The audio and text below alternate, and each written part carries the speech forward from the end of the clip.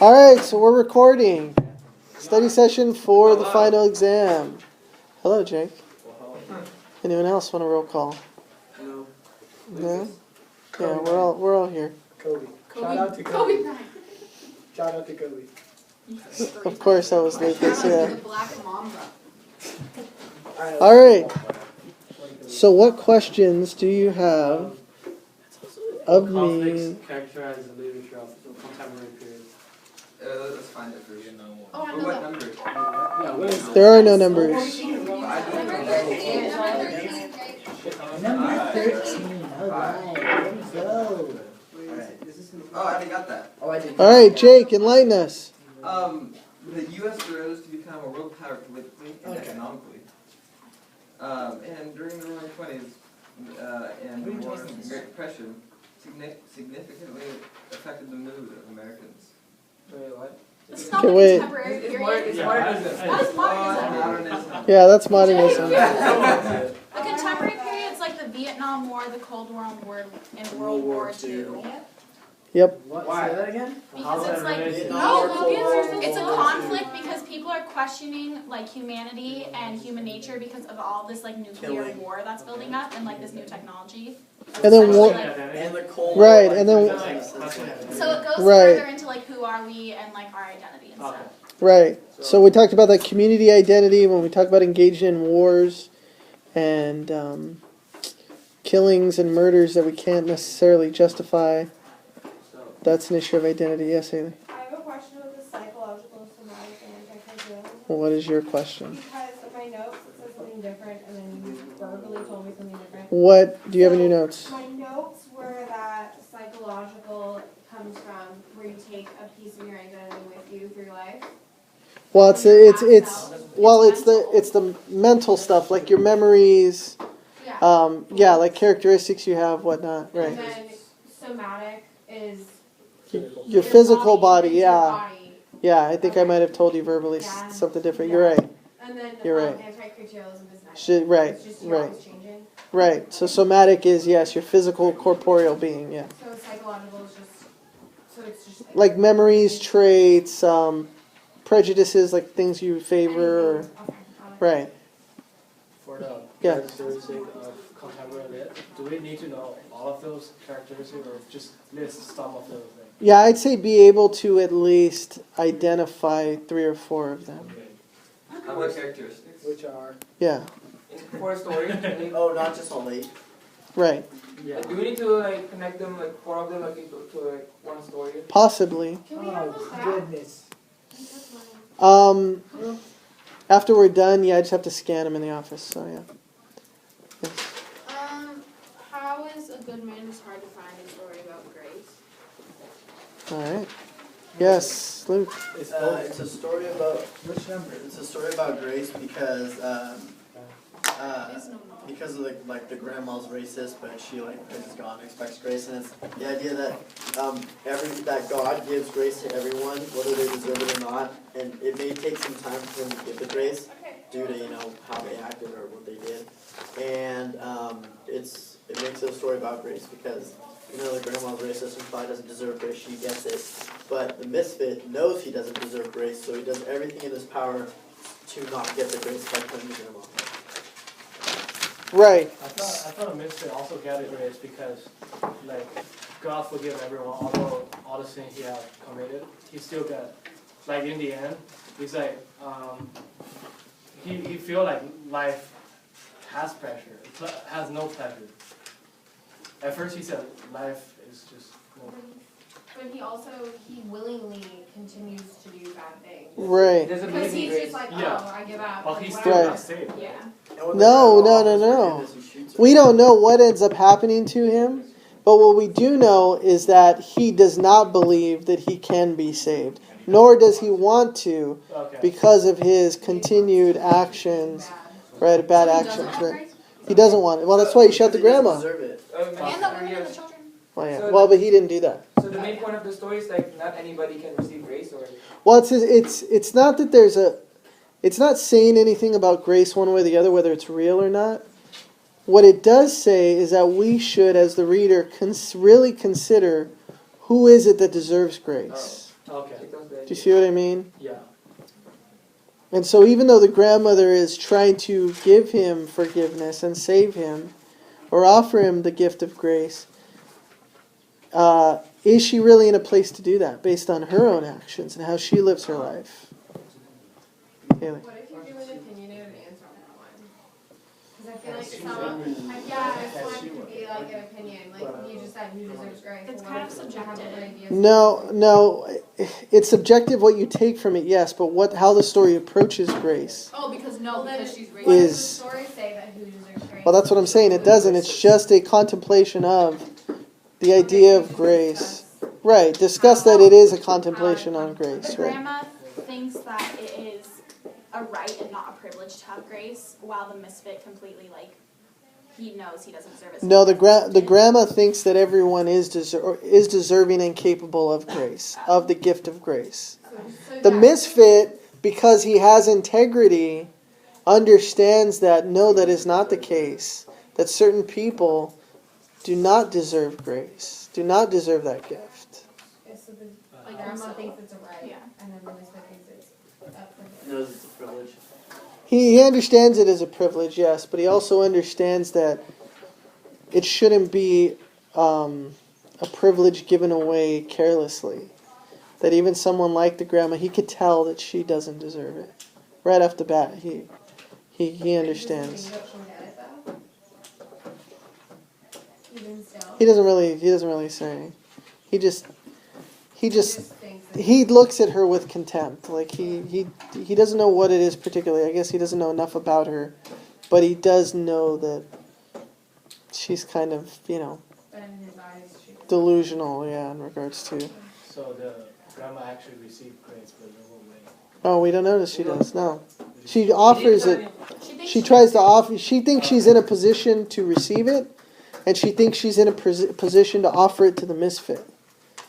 But what we understand about the grandma, and what we understand about what the misfit is saying, is wait a minute, You don't deserve it. you don't deserve it because you have to weigh it based on how you act. Okay. And what we know of the grandma, we know that she's not the greatest of people. So it's just grace is like, and what is that? Grace, or like people who deserve grace, like is based on their actions. Well, Yeah. see, in this, remember, we have to understand that Flannery O'Connor comes from a place where Catholicism isn't really popular. But she was a Catholic.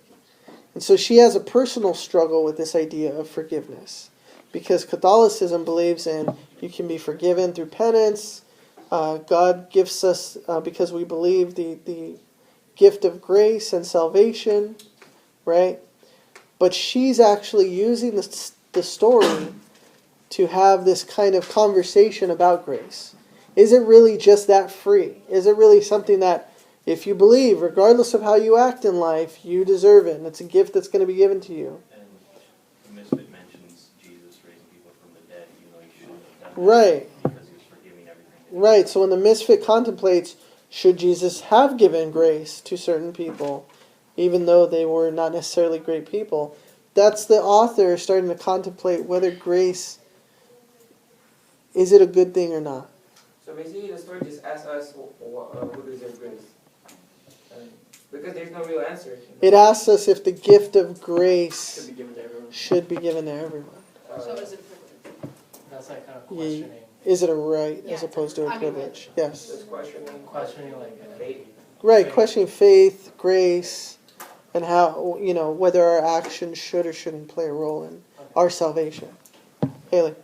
I have two questions. Okay. One is about the first bullet point. It's about the open boat and how to build a fire. Mm-hmm. They're two natural stories. Yeah. I was trying to compare them, and I found, I feel like there's not really differences. Okay. Like, the only differences are, like, that open boat starts in media res, and then, like, it starts in the middle of the action. Mm-hmm. Oh, I then- got some. In the midst of, yes. And then the other story, the how to build a fire, is kind of like a slow. Okay. Did you find a difference? Yeah. Okay. All right.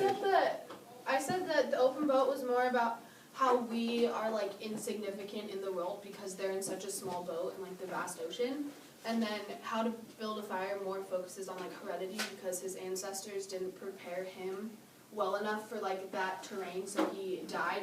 Whereas heredity like prepared the dog well. Right, and we talked about that when we talked about naturalism stories and the features of that. How both those stories are dealing with different aspects of naturalism, Isn't it like our also place in about the universe. how nature's like on just such a much bigger scale than us that it's indifferent about us. Like Right, but both stories, that could be a that's what similarity Sarah's though. saying. She's talking You know, because that's what we see that in both stories. Yeah. I have another question about King Lear. Okay. Start in the middle. The story of King Lear was that Hold on. he Okay, forget it. Forget it. is that the Wait. it's a form. Attention resident students, at 3:30, there will be a study group for English 10 in Miss Bennett's room with Miss Richardson. Again, attention resident students, there will be a study group for English 10 in Miss Bennett's room with Miss Richardson at 3:30. She's trying not to laugh Thank so you. hard. wait, is that her? Wait. That's Miss Richardson, Yeah, yeah. that's okay. Same Richardson. Um, Alright, so so the story is King Lear. he Yeah. has 3 daughters, the king, and 2 of the daughters just want the wealth or land, and they So say, they- "Oh, I love you so much," da da da. And then the third daughter is like, "I only love you as much as the daughter can love the father," right? I only love you, yeah, right. As And much, then right. so, but he didn't really like that because he didn't like to hear the truth. Right. So he banished her, or he didn't give her anything. Right, he banished her. Did he banish her? Mhm. Okay, and then, but the daughter still, I forget, like the daughter that comes back and takes care of him or something? Yeah, she ends up coming back and saving him. But wait, why does he need saving though? Well, because it was a trick. What happens is throughout the play, the 2 daughters that he ended up giving his land to ended up taking away his power. At first, he said, "Okay, I give you my land only if I can still be king and I can have 50 knights with me at all times." So yeah, sure, no problem. You'll be treated like a king in either of our lands. And so one by one daughter kicks him out and says, "No, you know what? Go see my sister. Go to her area." He goes and she says, "Okay, you can come in, but you can only have 25 knights." And that happens, and then he's pushed to the other daughter. He said, No. You can't have any knights. And as a matter of fact, you're no longer king anymore. And so before you know it, he's nothing. Everything that he had or he was promised has been stripped away. Just like his other daughter. Just like his other daughter, exactly. So she was no longer daughter at that Third point. daughter comes back and Right. Right. does she give him his identity back in a way? Like, The identity of father?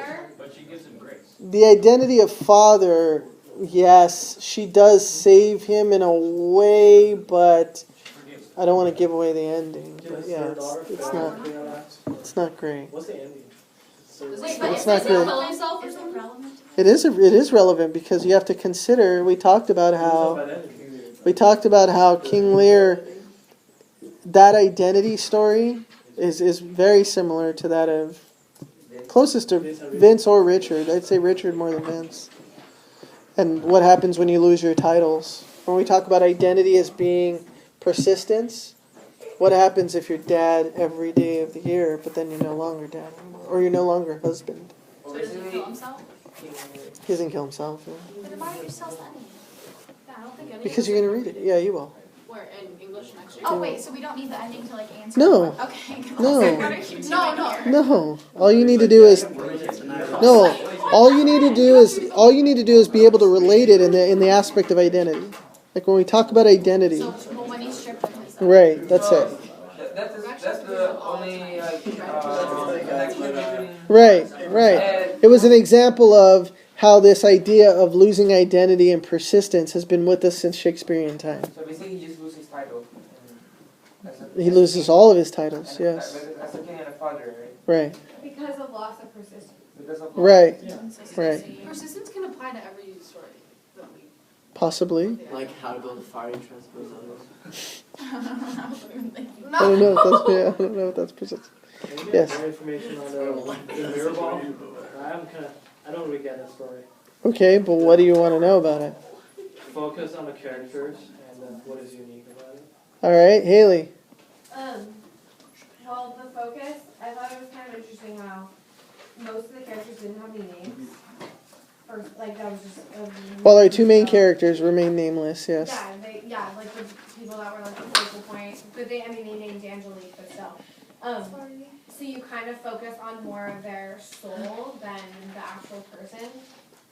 And then Gateskull, the author, she kind of uses the way she talks about the souls interacting with each other, makes you really realize how important your souls are in your daily life and how it affects how you are as a person.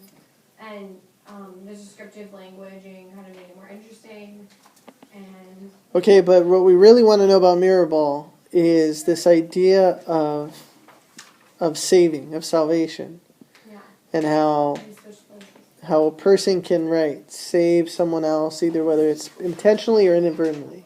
That's what the story is, really. And so, could you say that in a way she was saved? Because before she was too open and too vulnerable, and so he kind of, her soul, or his soul taught her soul to be more cautious. Or could you say that destroyed her? Yeah, you can say, because you are. yeah, I'd say be careful of that, because what you're pointing to is her moving away from that thing which made her so special in the beginning. Yeah. Do you see what I mean? I was just wondering. Yeah, that's why I thought that she was Yeah, so I mean, I think what Gateskill's trying to show us is that there's something to be said for It's a give and take, maybe? it's a give and take, but our ability to save has a distinct correlation to how willing we are to engage other people. And so if we're closed off, our ability to save others has just diminished. All right? And so What does the soul represent then? Like in the mirror? it's the girl. It's literally the women who he had been with. So the soul is just the woman. Right. It's their personas. It's them personified, right, in these soul pieces that have these descriptive names. Do you mean like all those salvation thing and just one way? The woman actually saved their lives. I think it was, and then there's the homeless guy who tries to save her, Yeah, but she's closed off. Right. So I think it really is a story about her saving this guy, her opening to him. right, but her becoming broken by that herself, and her journey through finding her own healing as well. So Right, she really did. It was kind of a sacrifice. he has this right there. Well, he didn't really destroy her, but he did do damage. That's what that question is. The question is so absolute. I mean, destroy. Well, but it's asking you to consider that. It's not saying. Yeah. Could you compare the ones who walk away from Omelas to the crucifixion? How so? The crucifixion. Because What was that? What was this? because Jesus has to lose everything. Right? I'm sure she has a very valid point if you give her a chance to. because the child in the closet is suffering, so the whole city can be happy. Oh, like And in the crucifixion, Oh, I see. Jesus Oh. died. What- That's okay. what Yeah, I thought you were talking about the specific event of. So basically, the child as comparison to Jesus. But I don't, could you, I mean, like, could you say that? Or is it not valid because the child isn't willingly put there? I think so. I think there's definitely a sacrifice, a self-sacrifice that's missing in the child. The child doesn't want to. Yeah, the child doesn't want to be The child wants to there. go out. Well, Absolutely. the child doesn't know anything put in it. It's more of a utilitarian idea, right? Self-sacrifice. Yeah, right. That's So I'd say that might not hold up as well. What were you gonna say? Because it sounds like Haley said something you weren't exactly picking it up when you said crucifixion.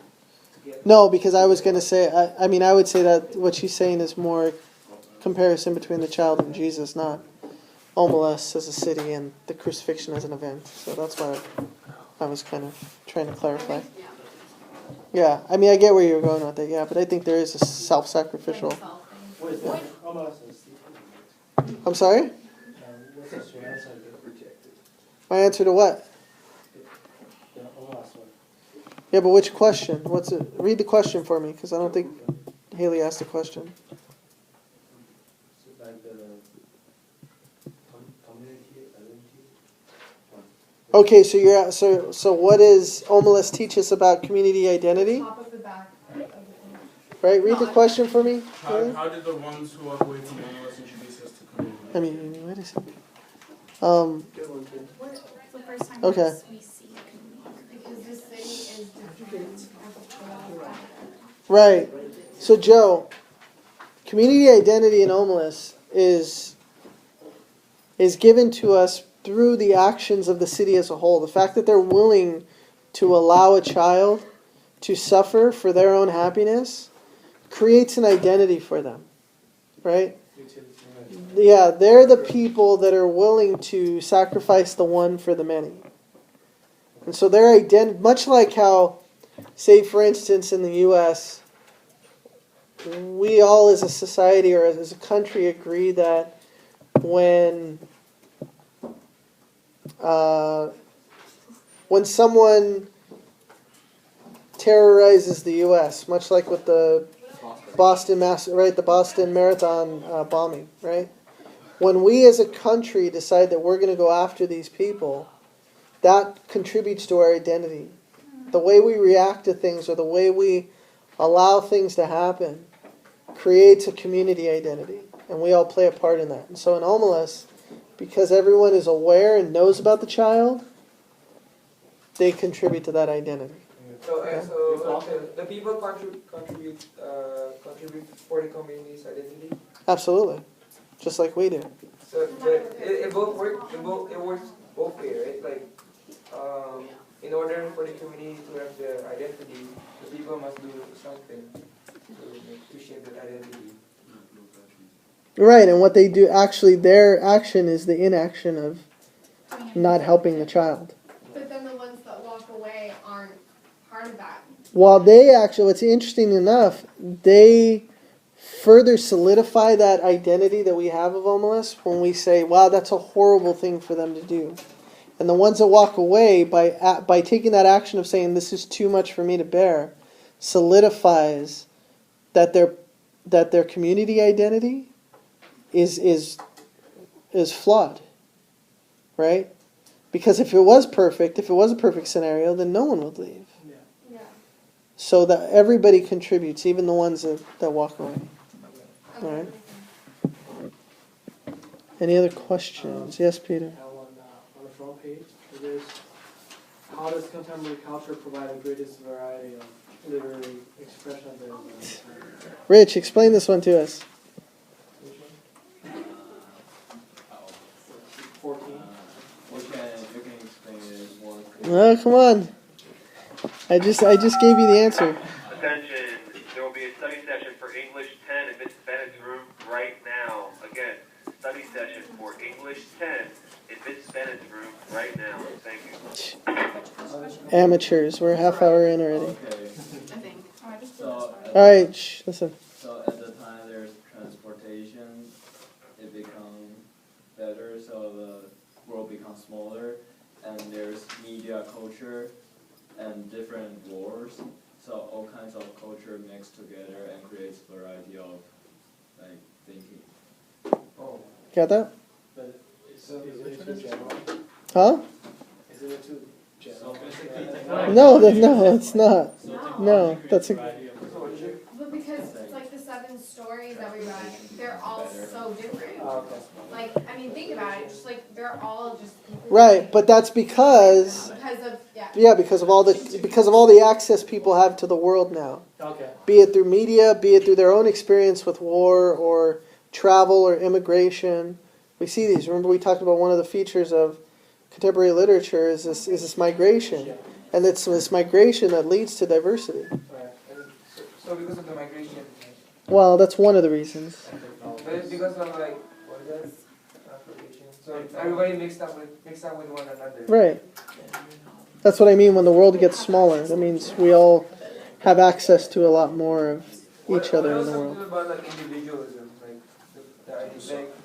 they will talk about more self-experience. Is there Yeah, Timmy was here for like 2 minutes. Yeah, not even. So yeah, Haley, explain that again. It's individualism because everyone's perception of the world is different, so they're all gonna express it in a different way. So that's why all the stories are different. They don't relate. I mean, they relate to each other in the sense that they all are contemporary, but they all explore different themes based on the person's experiences. And how is that different from modernism? Because with modernism, you're trying to find a common humanity. So a lot of the writings that was like the focal point, but with contemporary, everyone is focusing on individual expression. Right, so we went from modernism, which said, look, the world's fragmented. We need to write to bring everybody back together. We need to come back to this common human experience. Once we get into contemporary, they say, you know what, forget it. The world is just too diverse. There's too many different types of people, too much going on. We just need to write about our experiences. So it becomes very diverse. There's two explanations, the one for the rich one and the hills one.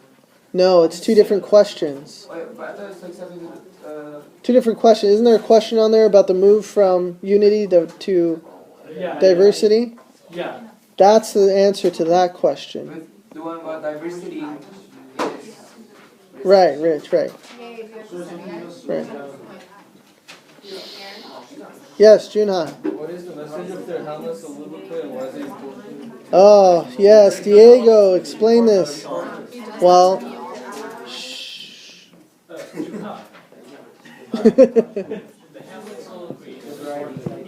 shh, quiet, one at a time. Not only in Mark Twain, but in most of the literature of the era, because it breaks the fourth wall and it allows Mark Twain to talk directly to the audience and ask, what is the point? Why, I have it here, but why is it that, why is the world so, unknown, and why is society so, why is our place in society so determined by, our heredity and stuff? Okay, now, what's going on specifically in Twain's time that the country's grappling with? Slavery, right? And we're talking about, things like post-Civil War, right? And so when Hamlet asks to be or not to be, he's saying, do we live or do we die? Do we continue or do we just cease? And so by breaking that fourth wall and asking the audience to consider, what are we doing? Why are we here? Should we be alive if we're going to join in on these actions of slavery and fighting one another? Is this the society we want to live in? So it's forcing the reader to contemplate their place in society. And Yes. For Huck, wasn't it a decision of should I go on to try to find it and help Jim, or should I just go home? Wasn't that his struggle? Why did he randomly bring that up? Yeah, what was his point? I think it was with the No, he didn't randomly. They were doing the play. Yeah, they were doing he had a reason for saying it. But we're looking beyond just the character of Huck and why did Twain use this piece? so it makes the reader to contemplate their place on the world. Right, in society. Like in a society that condoned and actively joined in on slavery, that would fight one another for that right to own another person. So there's all these things going on that forces Twain to put the pressure on the reader to say, look, are you really living your life appropriately? Is it worth living, or is it just not worth living? I mean, to live in this kind of society. And we've talked about this. Look at your midterm, and it's on there. Okay. What happened? She's got told off. Okay.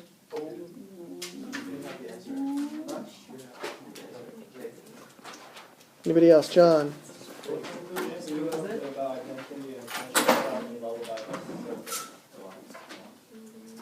Did you read the story? Yeah.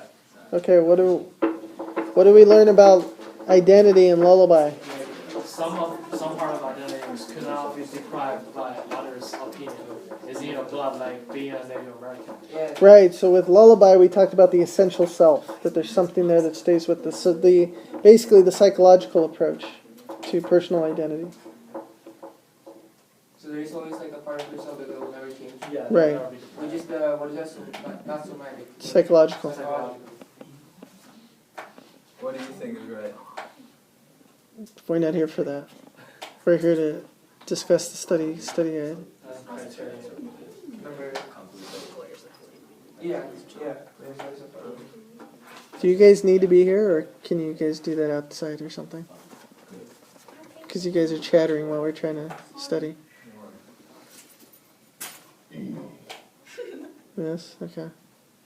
Any other questions? I have a question. She has a question.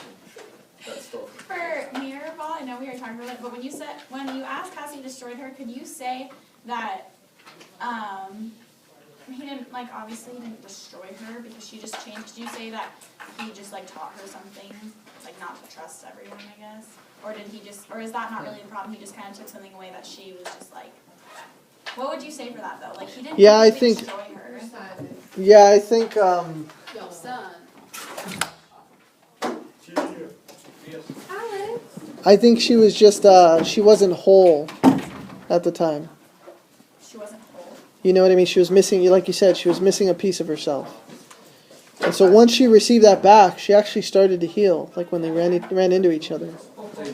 So I don't know if he taught her anything. I mean, he. I love the last sentence. Yeah. Yeah. You guys leaving? Yeah. But is that why All right. Thanks, Mr. Hold on. Let these guys get out of here. Thanks, guys. The end. Good luck.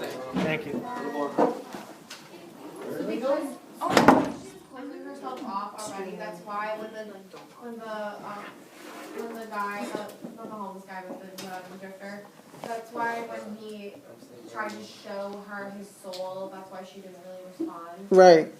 So Because she wasn't in a. she wasn't in a good. She didn't have a piece of her soul back. Right. Okay. She couldn't be who she normally would be, and accept that. Yes. Yeah. Can I ask more about examples of incongruity in the wasteland? What is? Rape scene. Juxtaposition of bad and good. Yeah, more. Rats in the clean, tame river. Oh yeah, rats and the Dragging themselves along the bank and stuff. And It's that's not just two incongruity, right? totally opposite ideas, thrown together. There was And a also- beautiful river water. What is his name? Rats in the- Williams or Rat. something? Beautiful river, and then Elliot's really disgusting dirty river, and then Right. he kind of juxtaposed. Right. And also chess and rape. Yeah, the rape scene. Weird face. Because you don't expect this mom playing chess, all of a sudden in the corner talking being raped. I know. Just Love that. Love that. in the race. Yes. Alright. All right. So if it asks this question, 2 examples would be enough. Good example, right? Yeah. Wait. Sorry, this is probably a really stupid question. But with the Hamlet soliloquy, could you also say that Twain was trying to convey his own opinion through this by criticizing Yeah, he was. slavery? You can. Yes. Okay. You can talk about that. Yeah. He was hoping that his opinion would open the eyes of the reader Yeah. by speaking directly to them. Yeah. And making it a social Right. commentary. Right.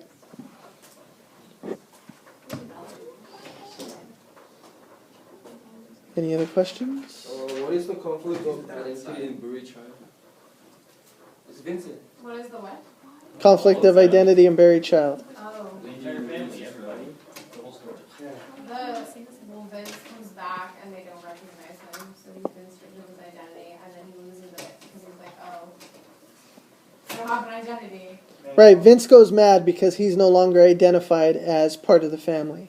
If that's not an identity crisis, I don't know what is. So. And then when Shelley breaks down families barriers, secrets. Right. The entire family's identity is supposed to fall apart. That's why they all have problems. Yeah, all the problems. It's incest and just terrible. They all have problems because they So don't. gross. Because Wait, none what, of them incest? have- That whole thing is just brewing drama. Huh?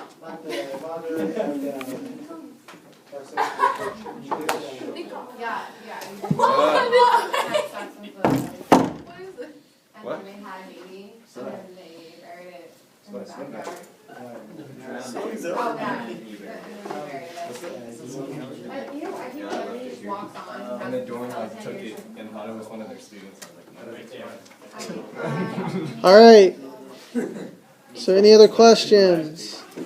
But if we just talk about Vincent, it'll be alright, right? I need my packet back. Well, yeah, Oh, why 'cause that's is like the wait? main Why is she focus. called the Elfin Woman? It kind of creeps me out. It's just her appearance. Yeah, it's her appearance. It really makes me. it's your physical appearance. What's Elfin? She's kind of I have a point of view. Can we call her Art? no, because it's a piece of her soul that's Arter, not her.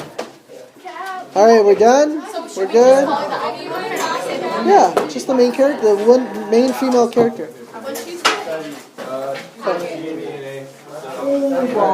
Hold on. More 90.